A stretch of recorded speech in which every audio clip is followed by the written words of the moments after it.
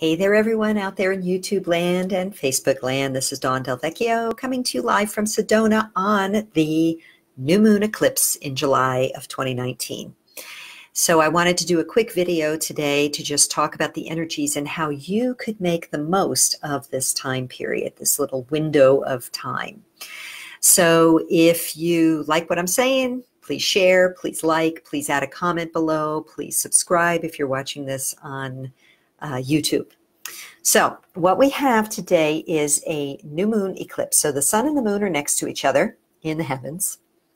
They're in the sign of Cancer, which is the sign of the feminine energy, the mother, the nurturer, the protector. It's a water sign, and so it's also connected with emotions. Cancer is the sign related to our early childhood experiences of security. So if you are an adult watching this who experienced a lot of insecurity in your early childhood, this is a wonderful time to nurture and nourish yourself, to give yourself permission to receive that nourishment, that love, that care, that TLC, and to actually make some choices in your life that would support investing in your well-being. And to do that, of course, not at the expense of others, but to do it in a way that is truly loving and unconditionally accepting of wherever you've been, whatever you've experienced, whoever you are.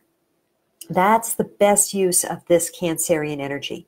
So when we have any new moon, it's always the beginning of a new cycle, a new lunar cycle of 28 days.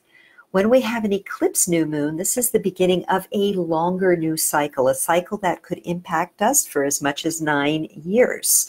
The next time we have this eclipse in the Cancer sign, 9 years or so hence. So it's also a good time to think about what am I initiating? What do I want to initiate? What is important for me to activate, to nurture, to nourish, to gestate at this time? And again, with these energies in Cancer, I would encourage us all to look at things that are related to nurturing. Now that could be a gamut of many, many things depending on who you are and what's important to you. So I began this video with the idea of self-nurture. It's a water sign. Take a bubble bath. Give yourself loving affirmations. But maybe it's something else. Maybe it's about contributing to causes. Like I got a deep, deep message today from Mother Earth to find a worthy cause that supports environmental cleanup, particularly with the waterways. And that's been close to my heart for a while, although most of my actual contributions tend to go toward women and artists and women in need in developing countries.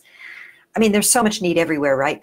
But for me, the download was about waterways, about what can I do to support that, to contribute, to actively engage in campaigns like that. So for you, it could be around that. It could be something totally different. It could be, how can I show up differently with my children? How could I show up differently with my mother? How can I show up differently in the relationships that nurture me? Where do I need to give myself something like a new course or a training? I was just having a conversation with another sister friend who, like me, loves to keep continuing education, learning, growing, that kind of thing. And so maybe that's something. When was the last time you gifted yourself with a training, a program, a retreat, a course, a good book? And on the other hand, maybe it's the opposite. Maybe it's like, wow, I spend way too much money on stuff that actually isn't bringing me joy. Where can I love myself more completely by not pissing away my money? So I invite you to explore right now at this time, on this day, and for the next couple of weeks, how can you nurture yourself? How can you bring that loving energy more active in your field of awareness for yourself, for those you love, for your community, for the earth, that any place where you are called to that. And remember that in 2 weeks, we will have another eclipse. This will be not a new moon eclipse, which would be a solar eclipse. This will be a lunar eclipse when the moon is full.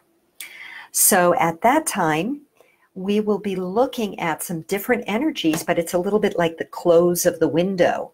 So this is, again, it's a great time to really activate these nurturing energies. Another suggestion before I wrap up, before I end this one today, if you've got crystals, if you're a crystal person, you can put your crystals out where they'll receive the moonlight as the moon grows for the next 2 weeks. If you want to charge them with that nurturing mother Cancerian energy, that would be a nice thing to do for yourself. Or you could put out a vessel of water, although if you live in the desert like I do, it might dry up by then. But you could put it out a vessel of water, maybe sealed, and let that absorb those rays, and then use some of that water to pour in your bath, to feed your plants, to anoint yourself with. All of these are great uses for this beautiful energy, this Cancerian mother love energy.